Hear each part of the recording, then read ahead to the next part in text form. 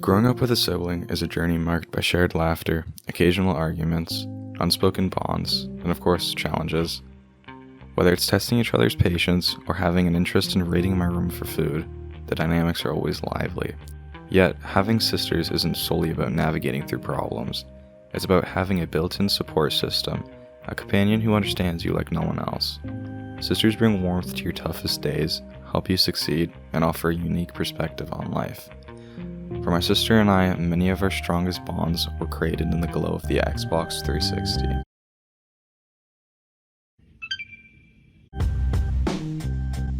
As kids, we spent countless hours immersed in the simple game of Minecraft and other nostalgic relics of the past together. But beyond the pixels of a screen, we weren't just playing a game. We were crafting memories and strengthening the ties that bind siblings together. One of my fondest memories with my sister and family was during our first summer vacation to New York City. The moment we stepped out onto Times Square at night, we were engulfed in a wind of energy unlike anything we'd experienced before. The neon lights and massive skyscraper-sized screens blaring on the side of buildings danced above us as we strolled throughout the streets and got to witness the iconic landmarks of the city that never sleeps. However, shortly after returning home, there was a loud disruption that would change the course of our lives.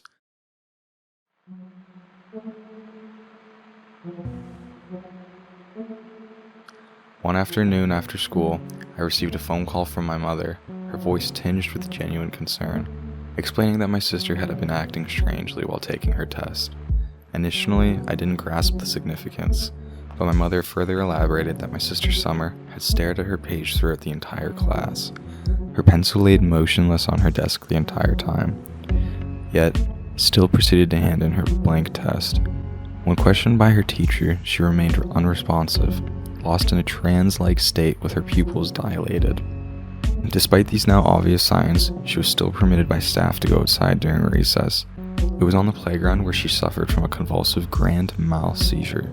Teachers and staff panicked, and my sister was placed on a stretcher to the hospital within minutes. The news shocked me down to my core. While I had learned of seizure stories from friends and family, I never expected epilepsy to impact my sister's life like I had that day.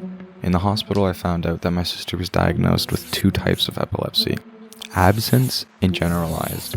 This means that her condition is very complex, involving different patterns of seizures.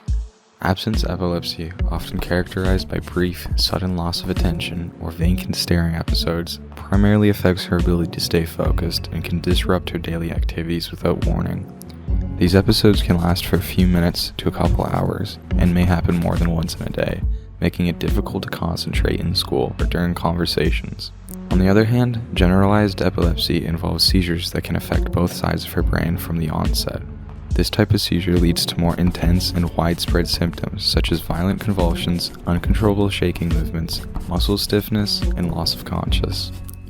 These seizures can be extremely frightening and dangerous, as they may cause her to fall and injure herself without realizing. The worst incident to come from this was only 1 to 2 weeks ago.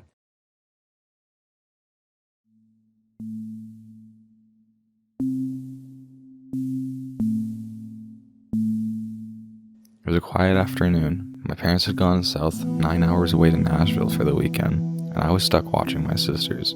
My sister was in her bedroom playing on her laptop while I was sitting in the living room watching on the TV. Suddenly, I heard my other sister yelp from the bedroom, "Summer's having a seizure."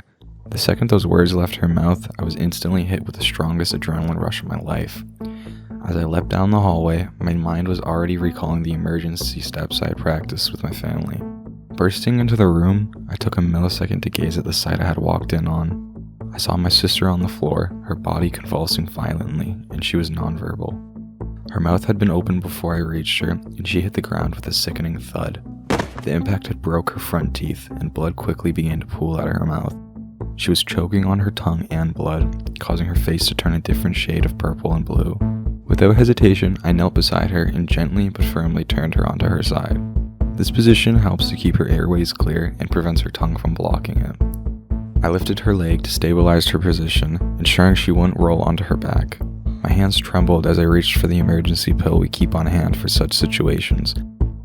I rubbed it against her bloody gums, knowing that this allows the medication to be absorbed quickly into her bloodstream to help stop the seizure.